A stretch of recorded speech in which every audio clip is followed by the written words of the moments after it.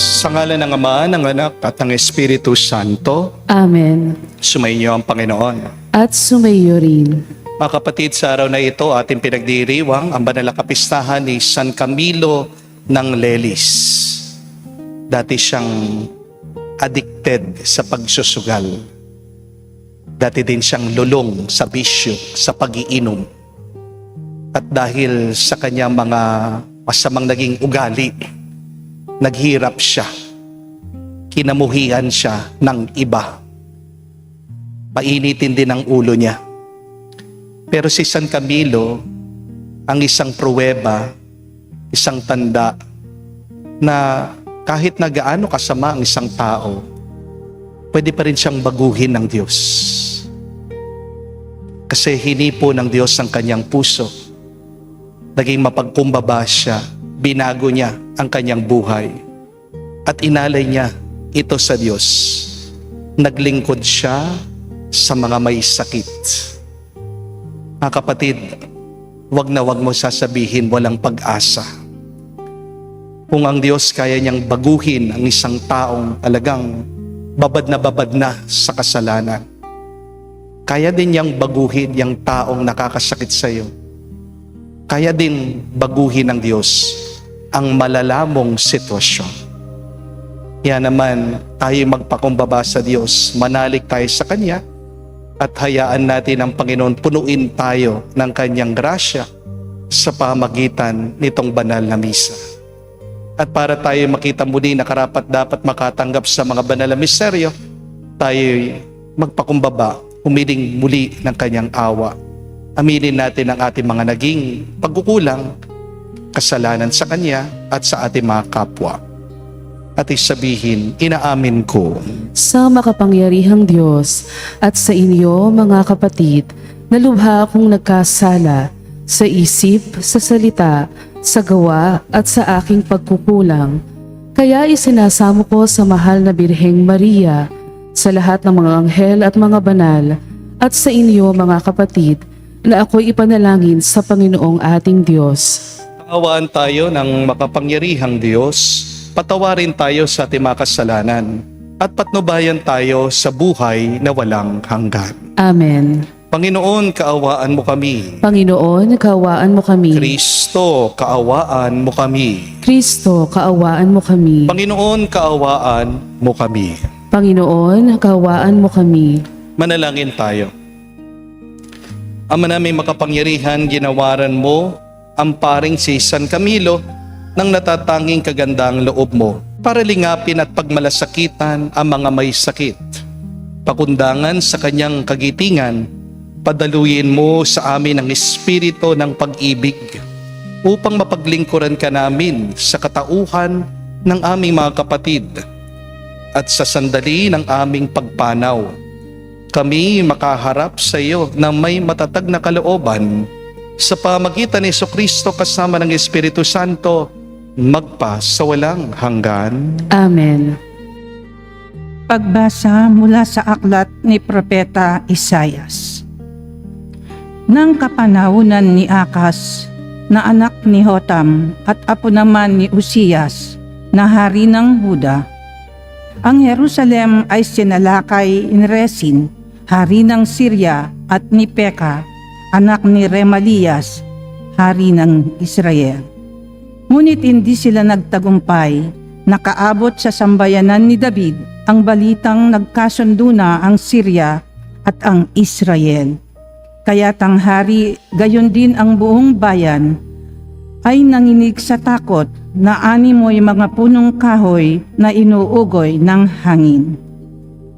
Sinabi ng Panginoon kay Isaias, isama mo ang iyong anak na si Sear-Hasub at salubungin ninyo si Akas. Matatagpuan ninyo siya sa may dulo ng padaluyan ng tubig mula sa tipunan ng tubig sa itaas, sa daang patungo sa bilaran ng damit. Ganito ang sabihin mo sa kanya, humanda ka, pumanatag ka at huwag matakot. Huwag masisira ang loob mo dahil sa nag-aalab na puot ni Rezin ng Syria at ng anak ni Remalias, Ang dalawang yan ay parang dalawang kahoy na umuusok ngunit di nagdidingas. Nagbalak ng masama laban sa iyo ang Syria, ang Israel at ang anak ni Remalias, at kanilang sinabi, lusubin natin ang Huda, pasukuyin natin at sakupin, papagharian natin doon ang anak ni Tabael.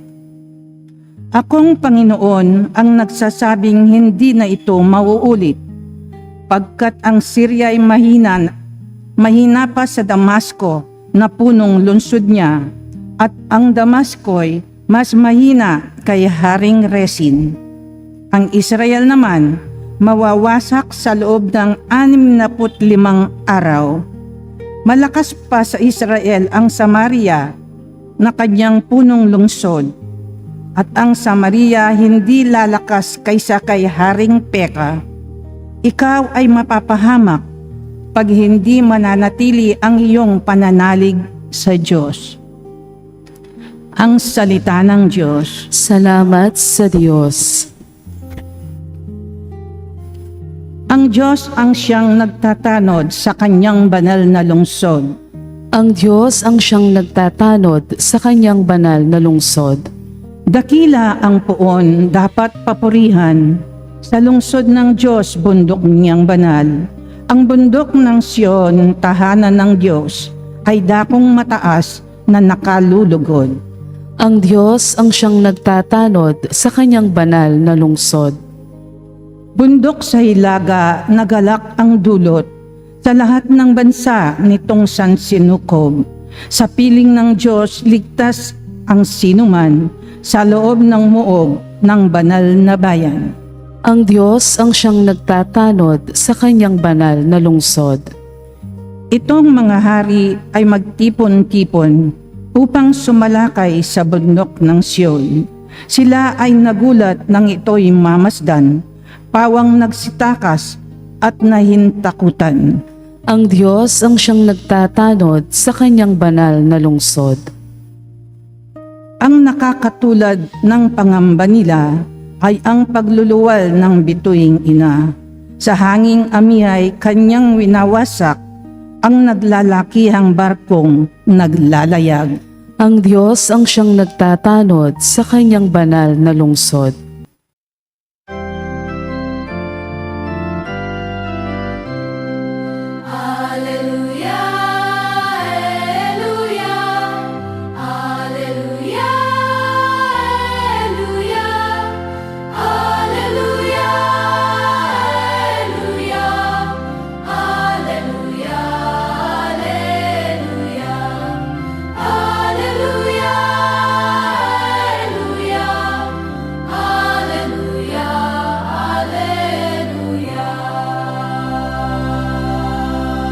Dinggin ninyong lahat ngayon ang tinig ng Panginoon sa loob na mahinahon. Aleluya, aleluya. Sumainyo ang Panginoon. At sumayo rin. Ang mabuting balita ng Panginoon ayon kay San Mateo. Papuri sa iyo, Panginoon. Noong panong yun, sinumbatan ni Jesus ang mga bayang ginawa niya ng maraming kababalaghan sapagkat hindi sila nagsisit tumalikod sa kanilang mga kasalanan. Kawawa ka, Corazin. Kawawa ka, Bethsaida.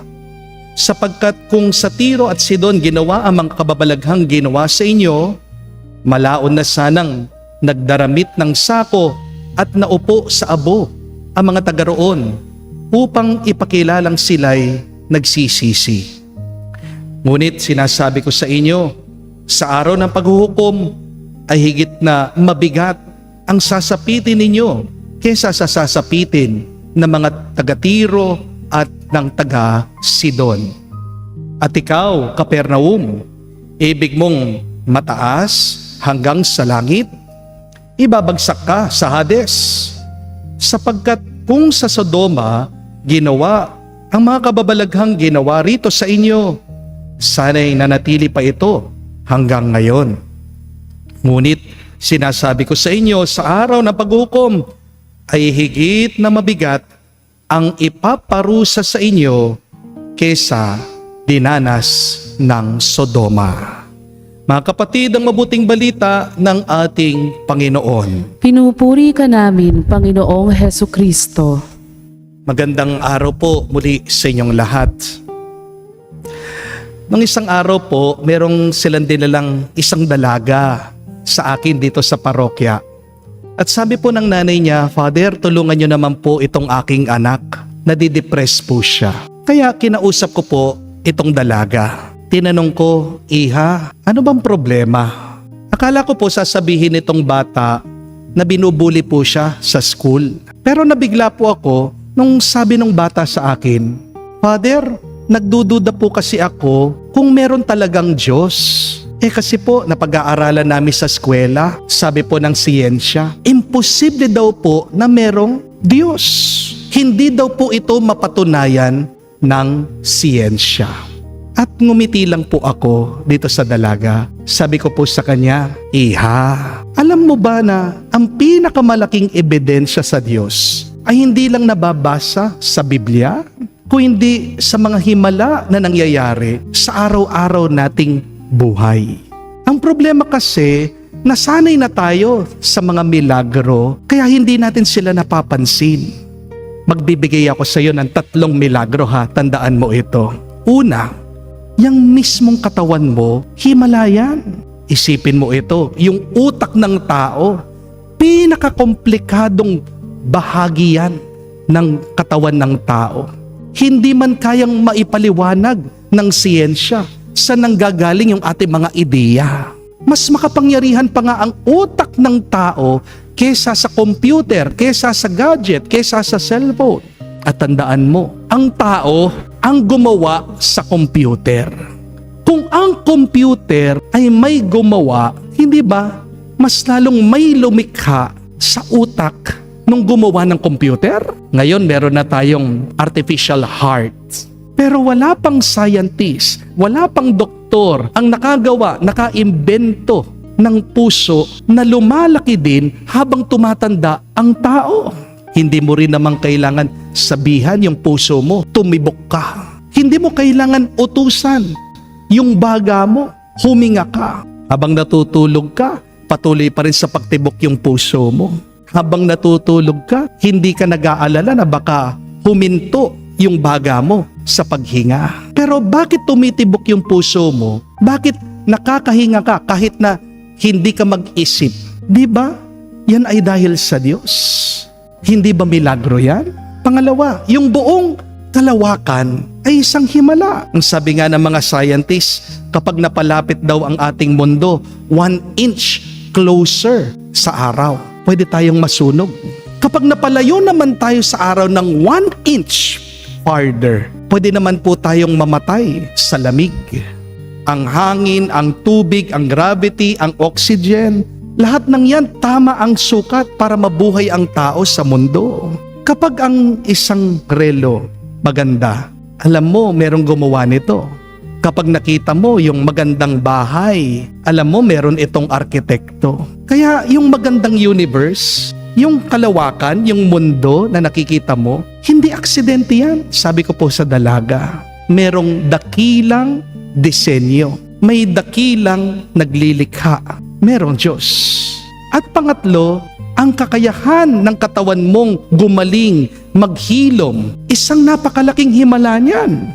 Kapag nasugat ka, hindi mo naman kakausapin yung bawat cell mo sa iyong katawan. "Uy, pagalingin niyo ako." Automatic yan. Gagawin nilang kanilang trabaho. Hindi mo naman sasabihan yung iyong katawan na, "Oh, mga white blood cells, bilisan niyo." Hindi mo naman uutusan yung dugo mo na mamuo ka na. Hindi. Tahimik na ginagawa ng katawan mo yung kailangan niyang gawin para ikaw ay gumaling, para ikaw ay mabuhay. Lumalaban ang immune system mo. Gumagawa ka ng bagong balat. Unti-unting naghihilom ang iyong sugat. May buhay na kumikilos sa loob mo na hindi mo kayang kontrolin. Saan galing yan? Di ba sa Diyos? At hindi ba isang napakalaking himala niyan? Pagkatapos ko po sabihin ito sa bata, sabi ko sa kanya, "Iha, 3 milagro pa lang yan na binanggit ko. Hindi pa kasama dyan yung pagsikat ng araw, yung pamilya mo, yung mga tao na nagmamahal sa'yo. Napakarami pang himala. Ang problema lang, naging ordinaryo na lang sila sa ating paningin. Kaya hindi natin napapansin yung presensya ng Diyos. At ito po yung mensahe ng ating ebanghelyo ngayon. Hindi po sinumpa ni Jesus ang Corazin, ang Bethsaida, ang Capernaum. Dahil napakasama nilang mga tao. Ang kasalanan po ng mga bayan na ito ay dahil napakarami ng pinakitang himala ng ating Panginoong Hesukristo. Pero hindi pa rin nagbago yung kanilang mga puso. Baka hindi nyo po alam, napakatagal pong nagmisyon ng ating Panginoong Hesukristo sa Corazin, sa Bethsaida, sa Capernaum. At sa mismong Capernaum po, doon nakatira po si Jesus. Kung papalarin nga po kayo na mag-pilgrimage sa Holy Land, isa po yon sa mga pupuntahan nyo, bibisitahin nyo, makikita nyo po doon yung mismong tahanan ng ating Panginoong Hesukristo. Ang ibig sabihin lang, palaging nakikita ang ating Panginoong Hesukristo na mga taong ito. Pero dahil palagi siyang nakakasalamuha ng mga tao, nasanay na sila sa Kanya. Naging manhid na sila at nawala na yung kanilang pagkamangha. Mga kapatid, ang pinakahadlang ng ating pananampalataya, tandaan nyo, ay hindi po ang pagdududa. Minsan, ang pinakaproblema ng ating pananampalataya ay yung sobrang naging pamilyar na tayo sa Diyos. Amen? Tingnan niyo po, kapag malapit na malapit ka sa isang tao, minsan binabaliwala mo siya. At ganyan din po yung ginawa ng mga tao sa ating Panginoong Hesukristo. Dahil malapit sila kay Jesus, hindi na nila pinahalagahan yung kanyang presensya, yung kanyang mga gawa. Minsan, nangyayari din sa atin ito. Remember that familiarity breeds ingratitude. Halimbawa, di ba? Nung bata pa kayo, electric fan lang yung merong kayo. Pangarap mo nun, sana magkaroon kayo ng aircon. Pero nung nagkaroon na kayo ng aircon, nagrereklamo ka pa rin. Samantalang dati, natutulog lang naman kayo sa banig habang pinapaypay ka ng nanay mo. Masarap na yung tulog mo. Hindi po ba? Dati, wala naman tayong wifi. Pero ngayon, ilang oras lang, ilang minuto lang, wala kang wifi, nagwawala ka na. Nung pong araw, para makapag-internet ka, kailangan pumunta ka sa computer shop, internet shop. Yung pong mga unang nagkaroon ng internet sa inyo, baka maalala nyo, kailangan ka munang mag-dial, di ba? Doon sa telepono, maririnig mo yung napakaingay na dial up.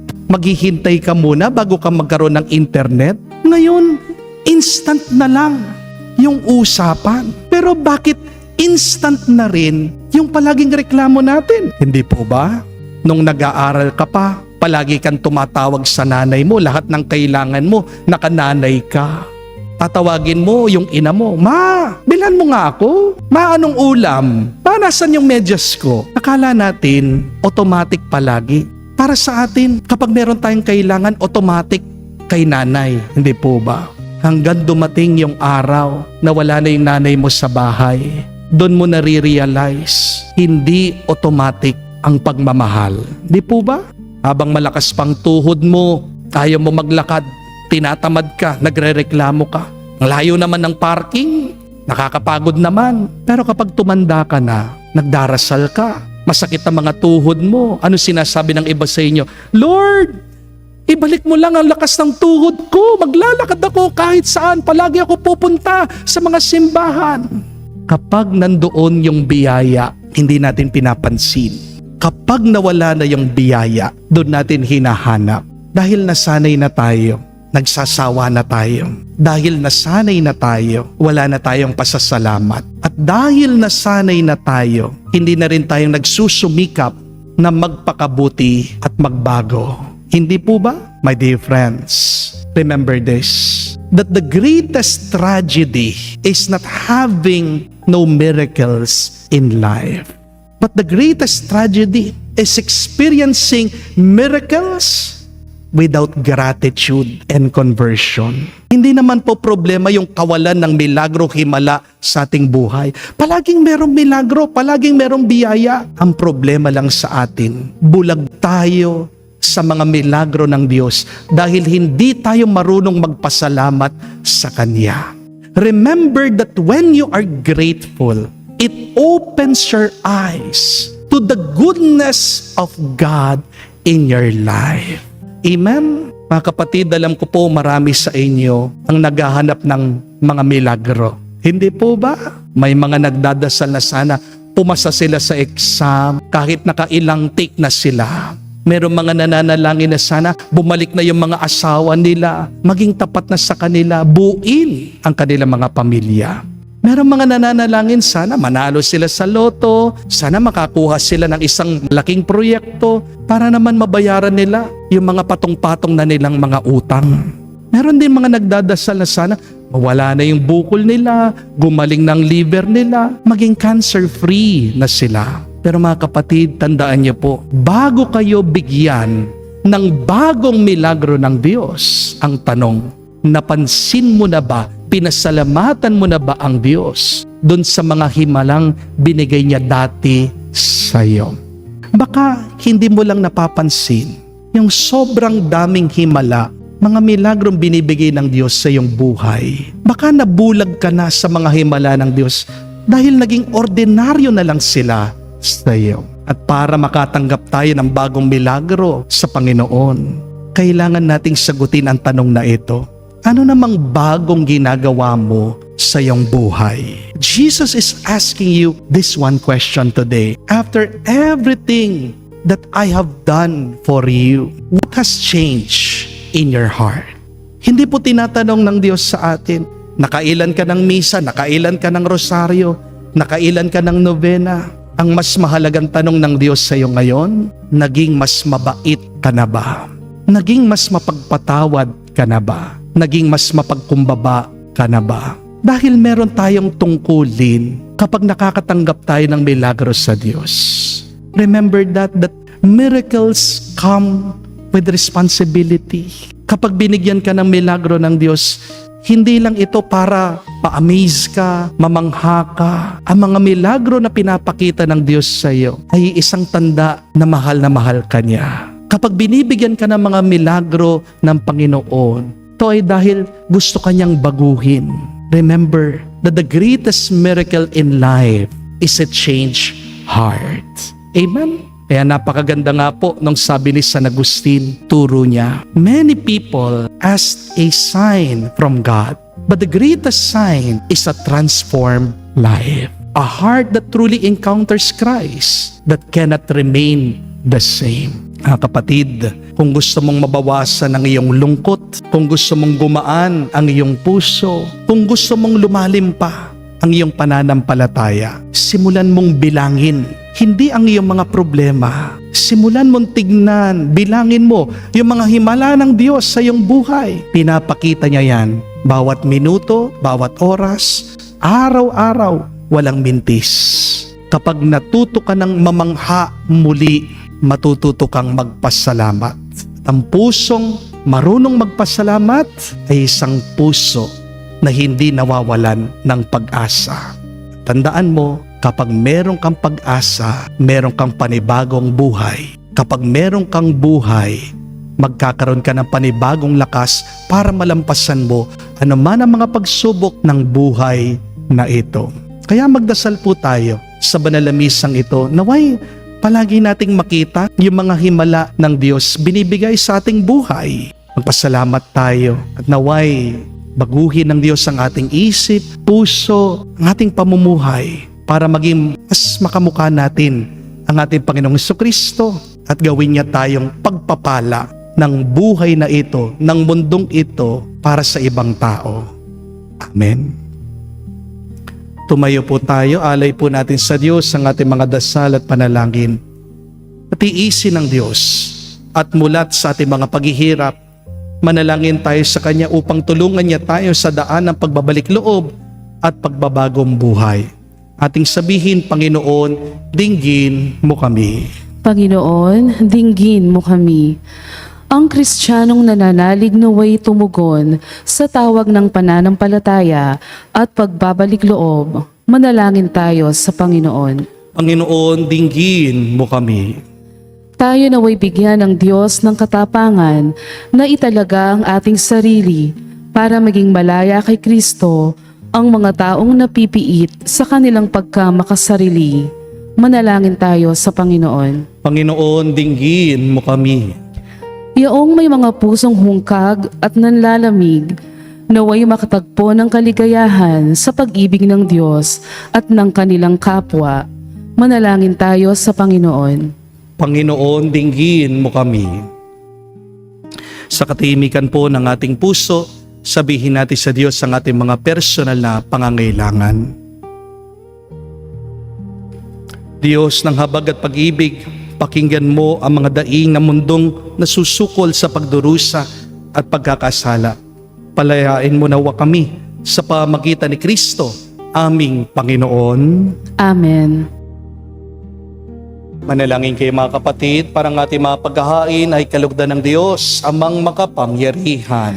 Tanggapin nawa ng Panginoon itong paghahain sa iyong mga kamay, sa kapurihan niya't karangalan, sa ating kapakinabangan, at sa buong sambayanan niyang banal. Ama naming lumikha, tanggapin mo ang mga alay ng iyong bayan, at ipagkaloob mo kaming gumugunita sa ginanap ng iyong anak, sa kalakhan ng kanyang pag-ibig, ay mapatatag ang halimbawa ng mga banal. Sa pamagitan ni Jesucristo kasama ng Espiritu Santo, magpasawalang hanggan. Amen. Sumainyo ang Panginoon. At sumaiyo rin. Itaas sa Diyos sa inyong mga puso at diwa. Itinaas na namin sa Panginoon. Pasalamatan natin ang Panginoong ating Diyos. Marapat na siya'y pasalamatan. Ama naming makapangyarihan, tunay nga marapat na ikaw ang aming pasalamatan sa pagpaparangal ng iyong kabutihan. Lagi mong pinapaalingaw-ngaw sa iyong sambayanan sa pagkakaroon ng mga kaanib na maasahan at tapat tulad mo sa pananagutan upang magbunga ang punyagi ng iyong anak na sa iyong pag-ibig kami makatulad.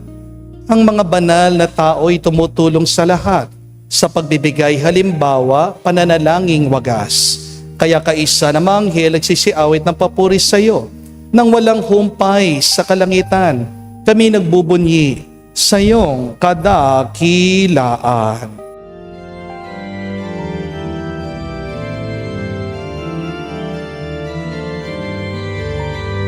Santo, Santo, Santo, Panginoong Diyos ng mga hukbo, napupuno ang langit at lupa ng kadakilaan mo. Hosana, Hosana, sa kainasan, pinagpalang na paririto sa ngalan ng Panginoon. Hosana, Hosana, sa kainasan. Hosana, Hosana, sa kainasan.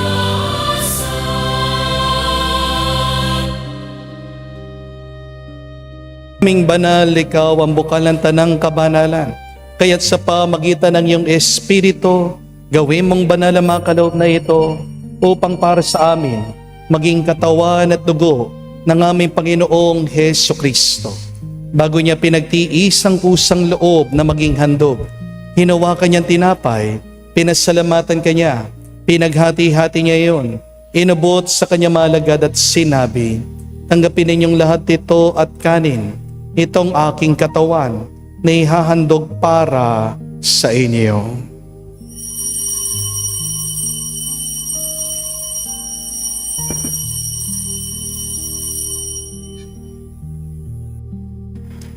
Gayon din naman na matapos ang hapunan, hinawakan niyang kalis.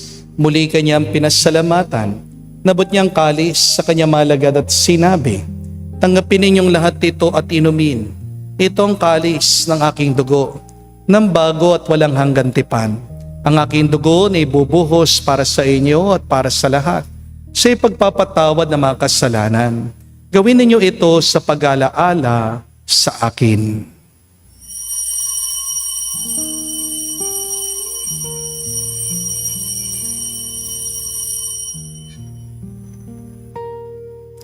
Ang misteryo ng pananampalataya.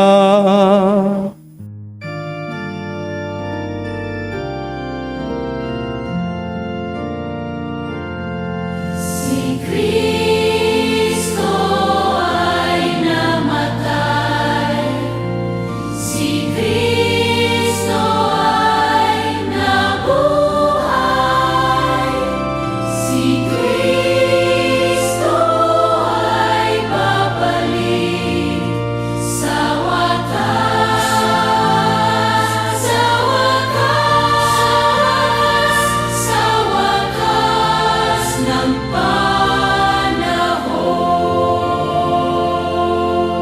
Ama, ginagawa namin ngayon ang pag-alaala sa pagkamatay muling pagkabuhay ng iyong anak. Kaya tinialay namin sa iyong tinapay nagbibigay buhay at ang kalis na nagkakaloob ng kaligtasan. Kami nagpapasalamat dahil kami yung minarapat na tumayo sa harap mo para maglingkod sa iyo. Sinasamo namin kami magsalo-salo sa katawan at dugo ni Kristo ay mabuklod sa pagkakaisa sa pamagitan ng Espiritu Santo. Amalingapin mong iyong simbahan laganap sa buong daigdig. Puspusin mo kami sa pag-ibig. Kaisa ni Leon ang aming Santo Papa, si Florentino, aming Arsobispo at ng Tanang Kaparian. Alalahanin mo rin ang aming mga kapatid na nahimlay may pag-asang sila'y muling mabubuhay.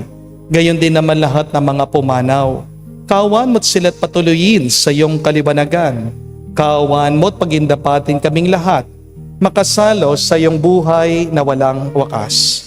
Kaisa na mahal na Birhen Maria, Ina ng Diyos, kaisa ni San Jose ang kanyang malwalhating esposo, kaisa ng mga apostol, lahat ng mga banal, si San Camilo de Lelis, na namuhay dito sa daigdig na kalugod-lugod sa iyo, may pagdiwang nawa namin ang pagpupuri sa ikararangal mo sa pamagitan ng iyong anak, aming Panginoong Heso Kristo.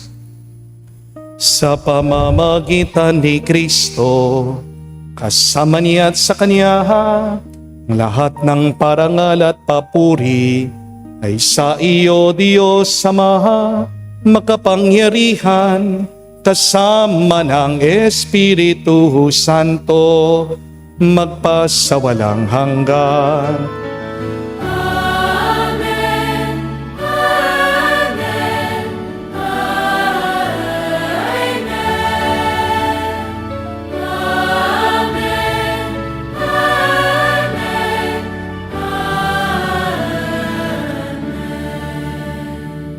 Sa nakagaling na utos sa turo ni Jesus sa Panginoon natin na Diyos, ipahayag natin ang lakas, loob.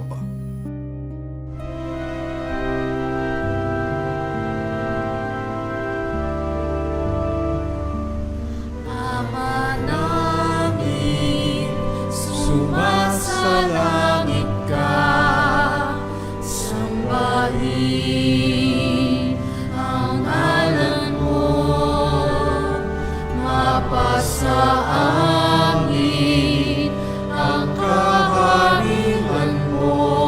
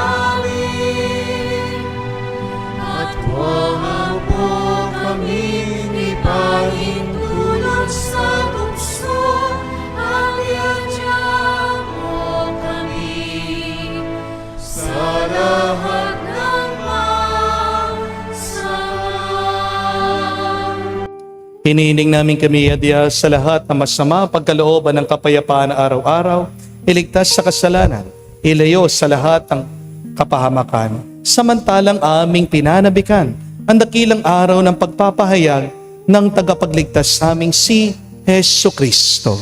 Sapagkat iyo ang kaharian at ang kapangyarihan at ang kapurihan magpakailanman. Panginoong Hesu Kristo, sinabi mo sa mga apostol, kapayapaan ang iniwan ko sa inyo. Ang aking kapayapaan binibigay ko sa inyo. Tunghayan mo ang aming pananampalataya at huwag ang aming pagkakasala.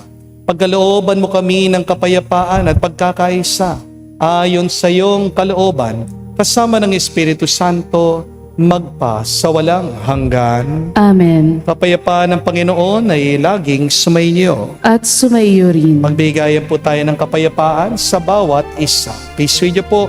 Kapayapaan po sa inyong lahat.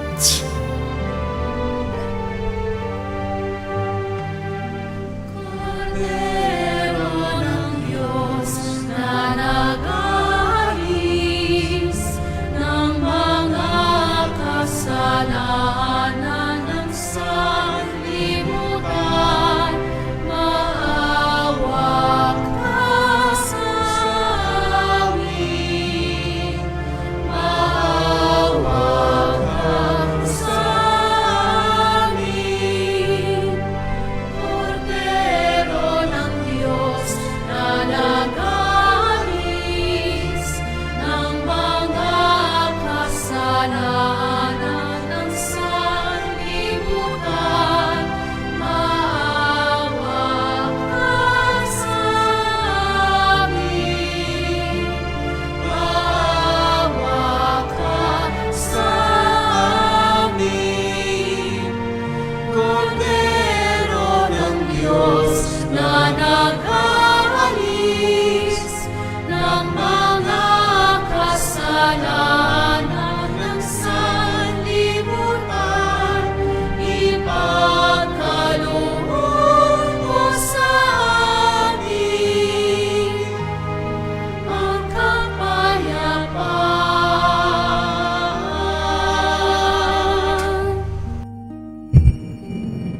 Mga kapatid, naririto ang ating Panginoong Yesu Kristo, ang Kordero ng Diyos. Siya nag-aalis sa mga kasalanan ng sanlibutan. Mapalad tayong lumalapit sa piging ng Kordero. Panginoon, hindi ako karapat-dapat na magpatuloy sa iyo, ngunit sa isang salita mo lamang ay gagaling na ako.